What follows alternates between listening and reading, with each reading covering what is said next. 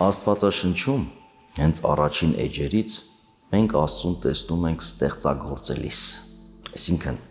Աստծո առաջին հատկանիշը, որ հայտնությունը փոխանցում է մեզ, դա նրա ստեղծագործ բնույթն է։ Եվ եթե մարդը ստեղծված է Աստծո պատկերով եւ կոչված է Աստծո նմանությանը, նշանակում է, որ մարդը օժտված է աստվածային այս հատկությունով ստեղծագործելու եւ այդ ընթացքում նաեւ իր կոչումը իրացնելու, որ է Աստծո նմանությունը։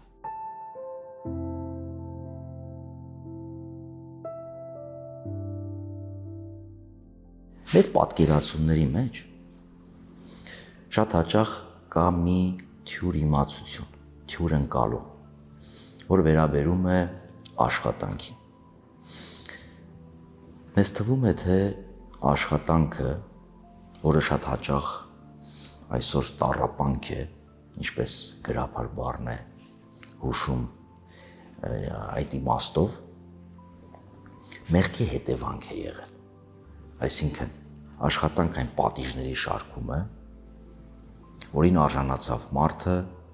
Աստծուց հեռանալուց հետո կամ մեղք գործելուց հետո։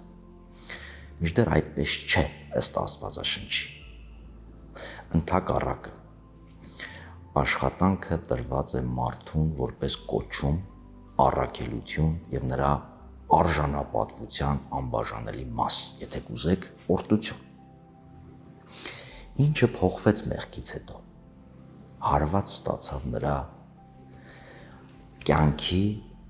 զբաղմունքի այդ հատվածը եւ դարձավ ընդամենը օտարացնող, հոգնեցուցիչ, ծանր, տառապանքով լեցուն, որովհետեւ Սուրբ գրքում Աստված ոչ միայն մարդուն տալիս է տեսական գիտելիքներ, այլ նաեւ տալիս է գործնական գիտելիքներ, հենց նույն աշխատանքի։ Տասնաբանյան Աստծո 10 խոսքերը առանձնացնում են մի պատվիրան,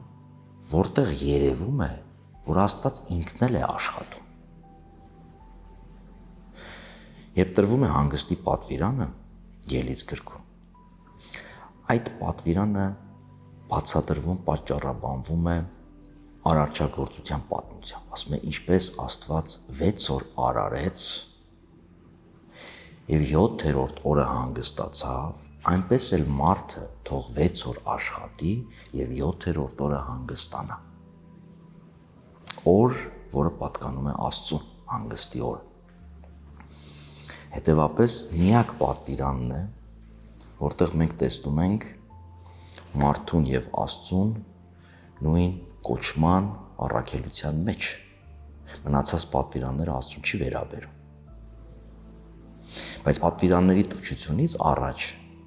Աստված արդեն տալիս է նաեւ գործնական օրինակ։ Եվ ո՞րն է այդ օրինակը։ Մենք գիտենք, որ արարչագործությունը կատարվում է խոսքով։ Աստված ասաց եւ եղավ։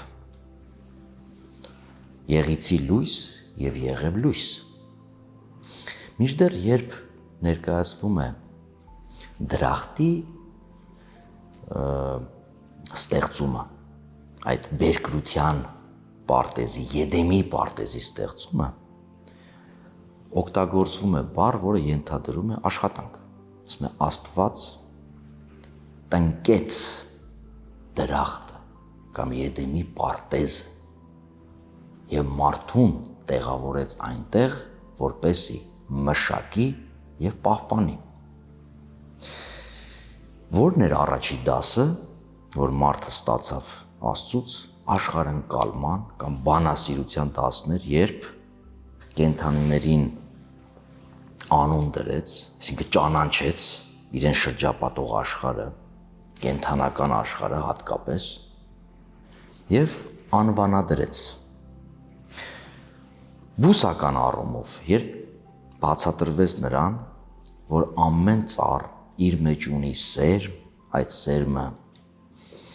իր հերթին նոր ծառ աճեցնելու, նոր բույս աճեցնելու զորություն ունի։ Այսինքն տրվեց բուսաբանության դաս։ Սրանք տեսական դասեր են, Բայց տրվեց նաև գործնական դաս, երբ որ դրախտը տնկվեց։ Ինչ է, Աստված չէր կարող ասել թող լինի դրախտ կամ թող լինի Եդեմի պարտեզը եւ լիներ Եդեմի պարտեզը։ Մեկ ուրիշ մանրամասն էլ կա արճակորության պատմության մեջ, որը դարձյալ ենթադրում է, որ մարդը պիտի աշխատի։ Իդեպ, մյուս կրոններում դրախտում մարդը չէր աշխատում։ Ոչ էլ հետագայում, երբ կարժանանա դրախտը, ասենք օրինակ իսլամի մեջ, մարդուն տրված չէ աշխատանքը։ Այնտեղ մի տեսակ մարդը վայելելու է միայն կոչված։ Քրիստոնեական ընկալման մեջ եւ ըստ Աստվածաշնչի ոչ միայն առաջի դրախտը, որից մարդ իր մեղքի հետևանքով վտարվեց, այլև երկնքի արքայություն, այսպես ասած երկրորդ դրախտը, դրանք անբանության վայրեր չեն։ Եվ աշխատանքը ինքնին ներկայացնում է որպես մարդու վայելելու միջոց նաև։ Մի պատկերացնենք մեզ առանց աշխատանքի։ Մանավանդ այնպիսի աշխատանքի, որը մենք սիրում ենք, որից մենք հաճույք ենք ստանում, որի պտուղները երբ տեսնում ենք, ինչպիսի գոհունակությամբ ենք լցվում։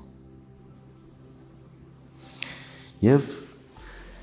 այդ մանրամասնը Սուրբ գրքում հետևյալն է։ Ասում է, դեռ երկիրը որևիցե բույս չէր աճեցրել, քանի որ դեռ Աստված անձրև չէր պարգևել եւ մարդը դեռ չէր աշխատել։ Այսինքն մենք տեսնում ենք, որ երկիրը դրախտ սարքելու այն Եդեմի պարտեզի օրինակով մնացած հատվածները դրախտի վերածելու այս կոչումն ու առաքելությունը տեղի է ունենում մի կողմից Աստծո շնորհի նախախնամության, մյուս կողմից մարդու աշխատանքի ստեղծագործականության համադրմամբ։ Որևէ դեպքում, եթե այս երկու բաղադրիչներից մեկը բացակայում է, երկիրը դրախտի չի վերածվի։ Եվ այդ դրախտը, որ մենք այդքան ասում ենք, մեզ համար ինչ-որ մի երանելի վայր ենք պատկերացնում մեր մարդկային չափանիշներով, որտեղ ամեն ինչ կարելի է, մարդուն տրված է բավարարելու իր մարմնական, ուրեմն կրքերն ու վայելքներն ու երևակայությունը։ Աստվածաշնչյան ընկալման մեջ դրախտ այն վայրն է, որտեղ նախ մարդն ու Աստված ապրում են իրար հետ։ Մարդը զգում է Աստծո անմիջական ներկայությունը։ Եվ դժոխքը այն վայրն է, կամ այն հոգեվիճակն է, որտեղ մարդը զգում է Աստծո բացակայությունը, ոչ թե որ Աստված բացակա է, այլ որ ինքն է բացակա դարձնում, մերժում, հեռացնում Աստծո ներկայությունը իր կյանքից։ Եվ այս դեպքում արդեն իր բոլոր գործունեության քայլերն ու դրսևորումները դառնում են տանջանք, տառապանք, չգոհացնող իրականություն, որից դու չես վայելում, այդ գոհությունը չես ստանում։ Ուրեմն մեկ ուրիշ օրինակ էլ բերենք փաստելու մեր այս միտքը, որ աշխատանքը մարդուն տրված օրհնություն էր եւ նրա արժանապատվության մասը կոչումն ու առաքելությունն էր, որ երբ մարդու արարումը հասնում է իր ավարտին, այսինքն հողեղեն արարածը ստեղծվում է որպես արական եւ իքական միություն, այսինքն հարաբերություն։ Ասում է նրան օգնական ստեղծենք։ Օգնական ինչի համար։ Այսինքն այստեղ էլ աշխատանքի տարածք է։ Այդ առաքելությունը իրականացնելու, մշակելու եւ պահպանելու։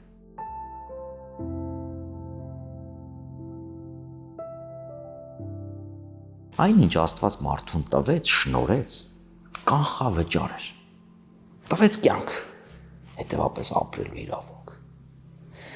Տվեց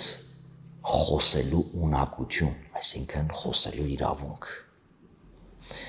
Տվեց տարածություն, բնամիջավայր, սեփականություն ունենալու իրավունք, տվեց շնորհներ, կարողություն, այսինքն աշխատելու իրավունք։ Սրանք մարդուն տրված կանխավճարն էին, որոնք արծարծելով, գործածելով մարդը պետք է արդյունք տար, բարիք ստեղծեր։ Եվ այս ստեղծագործությունն էր լինելու իր սեփականությունը։ Ոչ ջուրն է մեր սեփականությունը խոշոր հաշվով, ոչ հողն է մեր սեփականությունը։ Այս ամբողջ ստեղծագործությունը երկիր մոլորակը, մարդկության, բնակության վայրը խոշոր հաշվով Աստծո սեփականությունն է։ Մարդու սեփականությունն է։ Այս ամենը օգտագործելով, այս Աստծո շնորհները, պարգևները օգտագործելով պտուղ ստեղծել, այս պտուղը իր սեփականությունն է, որից նաև կարող է ինքը զոհաբերություն անել։ Հիմա նույնը մշակույթի պարագայում է։ Ինչ է մշակույթ։ Մշակույթ իրականում բնության մեջ չկա։ Կա մշակույթը ստեղծելու հնարավորություն, բնամթերք, նյութ, բայց մարդը իր ստեղծագործական կարողությամբ այդ բնության մեջ եղած Աստծո կողմից տրված վերցնում է եւ վերածում է մշակութային արժեքի։ Սովորաբար ասում ենք, որ առաջին մշակութային օրինակը դա հացն է, որովհետև հաց բնության մեջ չկա, չես կարող որևիցե տեղից հաց քաղել։ Կա հացահատիկ, որը բնությունը տալիս է։ Մարդն է, որ այդ հացահատիկը իր աշխատանքի եւ ֆիզիկական եւ մտավոր երևակայության այդ հացահատիկը վերածում է հացի։ Եվ սա սաղմնային պարզապես մի օրինակ է։ Այս մշակույթի բարձրագույն դրսևորումը արդեն արվեստն է։ Եվ չկա բնության մեջ նկար, օրինակ, կան գույներ։ Եվ մարդը իր ստեղծագործական հղացքով, թռիչքով վերածում է կամ ստեղծում է այդ նկարը որպես մշակույթի դրսևորում, գործ, ստեղծագործություն։ Ուրեմն, երբ մենք դիտարկում ենք Ծննդոց գրքի հատկապես առաջինից 11 գլուխները, նաև տեսնում ենք, որ ոչ միայն դրախտում տրվեց մարդուն այդ աշխատանքը, այլև դրախտում վտարվելուց հետո, անիծյալ հողը ժառանգելուց հետո, մարդը ստեղծեց աշխատանքային ոլորտներ, այսպես ասած մասնագիտություններ։ Սկսած քաղաքաշինությունից, դարբնությունից, ռազմագիտությունից, մինչև նավաշինարարություն, որով Նոյը կսարքեր իր տապանը։ Այդտեղ նաև ներառված են երաժշտությունը, այսինքն զուտ երկրային աշխարհիկ մասնագիտություններ եւ նաեւ հոգեվոր մշակութային մասնագիտություններ։ Բայց ինչ ենք տեսնում մենք հետագայում։ Մենք տեսնում ենք, որ այս աշխատանքը նաեւ կարող է լինել ստրկություն։ Իդեպ, Աթենքի պատմության թանգարանի առջև դրված է մի ցուցանակ, որտեղ ներկայացվում է թանգարանի աշխատանքային գրաֆիկա ժամային։ Տուրիստների համար գրված է անգլերենով visiting times կամ visiting hours եւ կա տեղաբնակների համար հունարենով, որը հնչում է այսպես. Ores liturgias աշխատանքային կամ ծառայության ժամեր։ Ուրեմն հունարենում եւ հին եւ նոր լիտուրգիա բառն է օգտագործվում աշխատանք կամ ծառայություն ասելու համար։ Բայց լիտուրգիա բառն է նշանակում պաշտամունք, հոգևոր ծառայություն։ աղոթքի այդ ամբողջ ծիսական պահը, որ մենք ունենում ենք։ Եբրայերեն բառը նույնպես դա է նշանակում, ավադ։ Նշանակում է աշխատել, նշանակում է ծառայել, նշանակում է լինել ստրուկ, բայց միևնույն ժամանակ նշանակում է ծառայել Աստծուն, պաշտամունք մատուցել։ Նայած թե այս բառը որ համատեքստում է կիրառվում։ Երբ մենք դիտարկում ենք Ելից գիրքը արդեն, որտեղ ներկայացվում է, թե ինչպես է Աստծո այդ ուխտի մեջ գտնվող 12 այդ ցեղախումբը, որ հետո ժողովրդի պիտի վերածվի ազատագրման արդյունքում, դառնում ստրուկ, այսինքն անազատ։ Գալիս է մի փարավոն, որը չէր ճանաչում Հովսեփին, այսինքն այն կենտրոնական պատմական անձին ուխտի ժողովրդի կյանքում,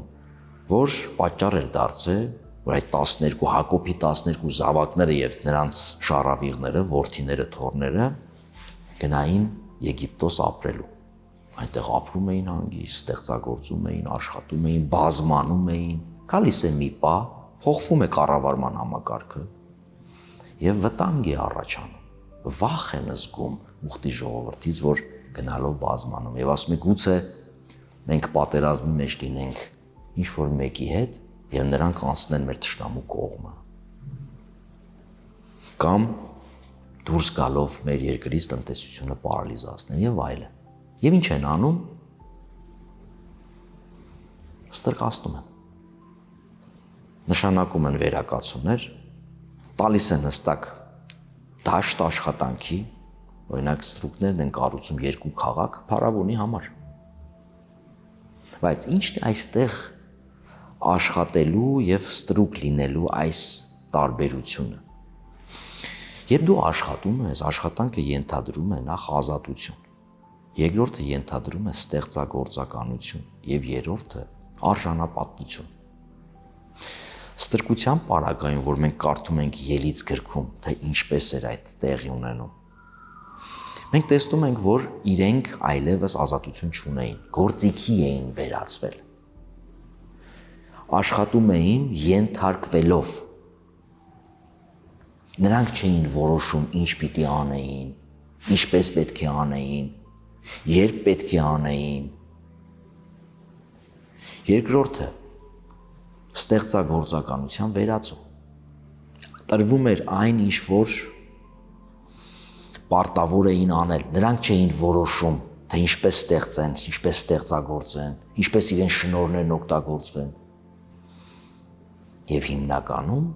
օգտագործվում էր նրանց ֆիզիկական ուժը, որը հատուկ է որոշակի անասունների, ասենք օրինակ եզների, ձիերի կամ ջորիների։ Եվ երրորդը արժանապատվության խնդիրը, նրանք վերածվել էին թվերի, մաթեմատիկայի են վերածվել։ Մի հատված կա, ասում է, երբ Մովսեսը գալիս է փարավոնի մոտ, ասելու, որ թույլ տուր իմ ժողովուրդը դուրս գա, որպեսզի գնանք պաշտամունք մատուցենք մեր Աստծուն, այսինքն ազատություն չունեին նույնիսկ Աստծուն պաշտելու։ Փարավոնը ոչ միայն արգելում է, այլև ավելի է ծանրացնում աշխատանք։ Ասում է, թե նախկինում աղյուս թրծելու համար ծղոտ էին տալիս, հիմա դա էլ չեն տալիս, պետք է գնային հավաքելու, բայց նույն չափով պետք է արտադրանք տային։ Այսինքն այստեղ կարևոր էր արտադրության քանակը, թիվը, տնտեսության թիվը եւ ոչ թե մարդու արժանապատվությունը, առողջությունը, հանգստի հանգամանքը, ուրեմն վարձատրությունը, ստրկությունը ի տարբերություն աշխատանքի, արժանապատիվ աշխատանքի, այն ինչ որ Աստվածաշնչի ընկալումն է, ենթադրում էր անազատություն, ենթադրում էր ստեղծագործականության վերացում եւ ենթադրում էր մարդու արժանապատվության վերացում։ Եվ Աստված այս միջավայրում միջամտում է։ ազատագրելու ստրկության միջից ուխտի մեջ գտնվող իր ժողովրդին եռափուլ նախ ստրկությունից ազատագրելու, Եգիպտոսից դուրս բերելու, երկրորդը անապատային այդ ամբողջ փորձության ընթացքում պատրաստելու եւ երրորդը ավետյաց երկիրը որպես ժառանգություն տալու։ Ստրկություն դեպքում դու չունես ժառանգություն, դու չունես երկիր, դու չունես պետականություն։